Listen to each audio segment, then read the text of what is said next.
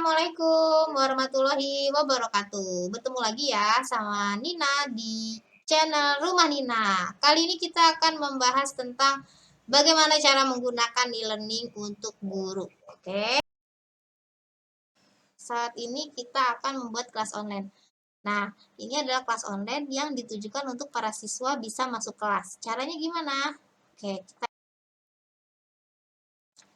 Nah, ketika kita ingin membuat kelas, kita pilih di sini karena saya sudah mengisi kelas-kelas saya, jadi di sini ada tampilannya. Lihat di sini kelas online saya di sini ada semua. Tapi mungkin Bapak Ibu di sini masih kosong. Oke, caranya pertama kita pilih kelas online yang di atas boleh buat kelas online, klik di sini atau di sini ya yang ada ikon tanda apanya nih, tanda kayak kartu nama di sini. Ini boleh klik ikon itu. Oke, kita buat kelas online. Kelasnya untuk siapa? Misalnya saya buat kelas 7. Rombelnya rombel apa? Rombelnya 7. Kalau kelas 9, di sini rombelnya ada rombel 1 sama rombel 2. Karena di sini kelas saya pilih kelas 7, jadi nggak ada rombel kan, cuma satu kelas. Maka saya pilih kelas 7. Nama kelasnya kelas apa? Misalnya saya mengajar English chapter 6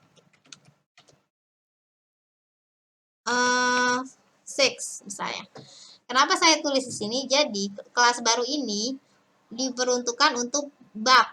Misalnya per bab ya. Misalnya saya mau buat kelas bab 1 untuk mengajar anak-anak bisa mengikuti kelas untuk hanya tema bab 1 aja. Itu boleh di sini. Jadi kelas baru itu diperuntukkan untuk per bab. Jadi kalau misalnya mau bikin bab baru, makanya Bapak Ibu bisa buat kelas baru lagi.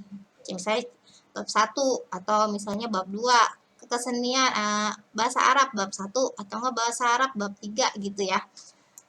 Deskripsi ditulis misalnya materi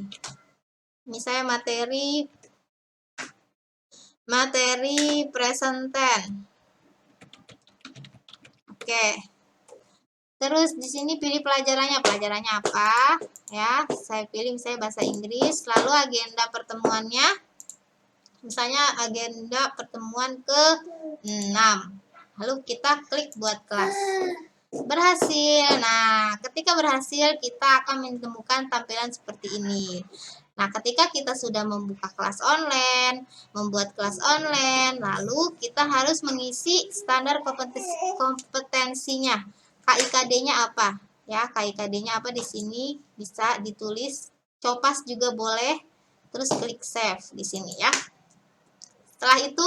Setelah kita membuat standar kompetensi sudah mengisi, mari kita lihat kriteria ketuntasannya. Dia di sini kompleksitasnya itu, daya dukungnya itu mudah atau sulit ya. Peserta didiknya seperti apa di sini kita tulis. Jadi kita akan membuat sebuah nilai KKM berdasarkan ini. Gitu ya. Lalu kita ke rencana pembelajaran. Bapak Ibu boleh mengisi rencana pembelajarannya di sini. Nah, yang paling penting yaitu ketika kita sudah membuat ini, Bapak Ibu harus menggabungkan siswa dulu. Ya, menggabungkan siswa. Caranya gimana? Caranya di sini ada ikon plus undang siswa ya kan? Kita pilih, lalu kita di sini udah ada nama-namanya ya. Udah ada nama-nama kelas 7, siswa kelas 7. Jadi kita harus menggabungkan semuanya. Kita gabungan dulu, gabungkan semua siswa. Oke. Jangan lupa untuk gabung semua siswa ya Pak, Bapak Ibu. Kalau tidak, ya siswanya tidak akan bisa masuk ke kelas Bapak Ibu. Gitu. Setelah itu, ketika semua siswa sudah masuk kelas, kita harus tahu bahan ajar apa yang harus kita siapkan untuk anak-anak. Nah, bahan ajar di sini kita masukkan sini. Caranya gimana untuk membuat bahan ajar? Bahan ajar itu caranya, lihat sini bagikan bahan ajar. Nah, Bapak Ibu bisa mengambil dari komputer atau ambil dari kelas lain. Misalnya Bapak Ibu udah punya kelas, misalnya buat kelas 7. 7A, 7B misalnya, atau kelas 8. Ya udahlah, materinya sama, ya udah ambil dari kelas yang sebelah itu boleh. Tapi kalau misalnya Bapak Ibu mau mengupload dari komputer, klik di tadi ya. Terus nanti itu tampilannya seperti ini. Pilih jenis bahan ajar. Ketika kita klik jenis bahan ajar, ada format Word, ada PDF, ada Excel, ada PowerPoint, ada bahan ajar video, kalau ada videonya, ada link artikel misalnya kalau saya buat link artikelnya di YouTube atau di mana, terus atau bahan ajar gambar JPEG doang dalam bentuk JPEG boleh. Jadi pilih aja di sini. Misalnya saya pilih bahan ajar video, ya. Terus choose file. Saya udah membuat video di PPT di PowerPoint. Nah, saya akan membuat di sini. Ketika saya lihat, saya nyimpennya di video kan. Misalnya saya akan membagikan simple present ya, simple present. Nah, ini. Nah, open. Nah, sudah simple present tense ya. Terus masukkan nama bahan ajarnya di sini, misalnya materi present tense. Oke. Keterangannya misalnya di sini keterangannya bahan ajar untuk siswa. Lalu kita mau share ke anak-anak boleh. Kalau belum, klik yang ini ya. Pilih yang ini, tombol ini. Jadi kalau kita mau bagikan ke siswa, kita klik ke kanan. Kalau misalnya tidak dibagikan juga boleh. Caranya seperti ini. Hanya diklik aja. Bahan ajar ini akan dibagikan untuk kelas. Nah, kelas berapa? Kalau misalnya kelasnya udah banyak, bingung kan? Tapi kalau kelasnya cuma satu, ya udah checklist yang itu. Tapi kalau kelasnya banyak, kita pilih English chapter 6. Oke, simpan bahan ajar. Ya, gitu. Kenapa di sini ada progresnya? Karena videonya itu kita buatnya di dalam bentuk simple present ya, dalam bentuk video, jadinya agak lama.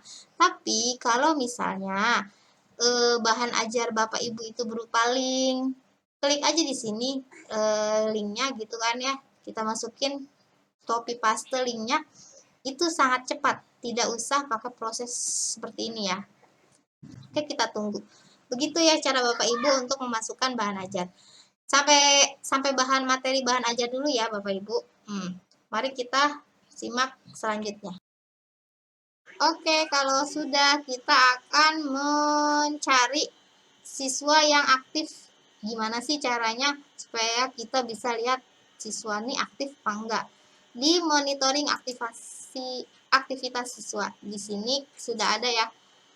Kalau aktivitas misalnya dari namanya siapa, dia ngapain, dia sudah ngirim belum, atau dia melihat, atau dia membaca bahan ajar, itu sudah kelihatan. Sini kalender kelas, Bapak Ibu bisa mengisi hari ini mau ngapain sih, hari ini mau apa, minggu besok mau ngapain, ini bisa diisi. Oke. Nah, kalau misalnya kelas, misalnya saya buat English chapter 2. Ya kan? Tapi di situ kelasnya buat kelas, dia di situ buat kelas 9. 9-nya tuh ada kelasnya ada banyak misalnya. Oke, di pengaturan kelas. Misalnya hari ini jadwalnya kelas 91. Nanti saya klik di sini rombel 91. Kalau misalnya kelas ini diperuntukkan untuk 92, boleh untuk 92. Jadi, kelas online yang kita buat satu, itu bisa buat banyak siswa. Gitu. Ya, asalkan babnya sama. Ya. Jadi, kita tinggal pilih buat kelas berapa yang bisa masuk ke sini. Tapi kalau kita belum pilih ini buat kelas berapa, kelas mana aja, misalnya ini buat kelas 91, tapi hari ini 92 jadwalnya. Nah, ketika siswa masuk, siswa tidak bisa untuk masuk karena kita belum pilih kelompok belajar atau kelas mana yang mau masuk gitu ya. Jadi ini sangat penting ya untuk menentukan rombel. Gitu ya Bapak Ibu. Mudah-mudahan mudah dimengerti. Kalau ada yang mau ditanyakan susah gimana atau bagaimana anak-anak yang lain, bisa ditulis di forum madrasah. Oke, setelah itu kita logout seperti ini. Oke, selamat mencoba. Wassalamualaikum warahmatullahi wabarakatuh.